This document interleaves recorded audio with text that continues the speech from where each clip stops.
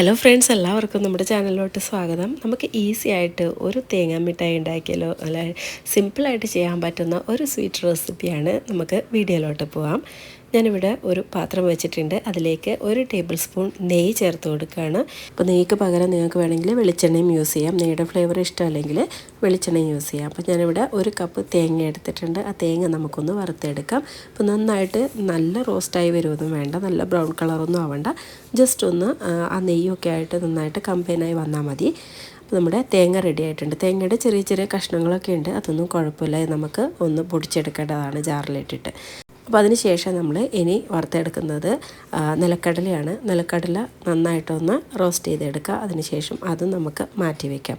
ഇനി നമുക്ക് വേണ്ടത് ശർക്കരയാണ്. ഞാനിവിടെ 1 അച്ച് ശർക്കരയാണ് എടുത്തത്. ആ 1 അച്ച് ശർക്കര 1/2 കപ്പ് വെള്ളം ചേർത്തിട്ട്, അതേ 1 കപ്പിൽ തന്നെയാണ് വെള്ളം എടുത്തത്. അതും കൂടെ ചേർത്ത് കൊടുത്തിട്ട് നന്നായിട്ട് നമുക്ക് മെൽറ്റ് ചെയ്തെടുക്കണം. അപ്പോൾ അതവിടെ കിടന്ന് മെൽറ്റ് ആവുന്ന സമയം കൊണ്ട് നമുക്ക് തേങ്ങയും അതുപോലെ നിലക്കടലയും ഒന്ന് പൊടിച്ചെടുക്കണം.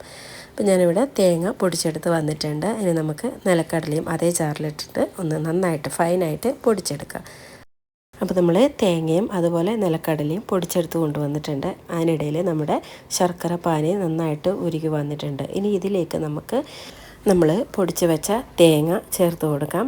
തേങ്ങ ചേർത്തതിന് ശേഷം നന്നായിട്ട് ശർക്കര പാനിയായിട്ട് യോജിപ്പിച്ചെടുക്കുക. അതിന് ശേഷം നമുക്ക് നിലക്കടല പൊടിച്ചതുണ്ടല്ലോ, അതും കൂടെ ചേർത്ത് കൊടുക്കാം. ഇനി ഇതിലേക്ക് ചേർത്ത് കൊടുക്കുന്നത് 1/4 ടീസ്പൂൺ നെയ്യും അതുപോലെ തന്നെ 1/4 ടീസ്പൂൺ ഏലക്ക പൊടിച്ചത്, ഒരു ഫ്ലേവറിന് വേണ്ടിയിട്ടാണ്. അതും കൂടെ ചേർത്ത് കൊടുക്കുന്നുണ്ട്. അതുപോലെ ഒരു നുള്ളു ഉപ്പും കൂടെ ചേർത്ത് കൊടുക്കുന്നുണ്ട്. എന്നിട്ട് ഇതെല്ലാം കൂടെ നമുക്ക് നന്നായിട്ട് യോജിപ്പിച്ചെടുക്കാം.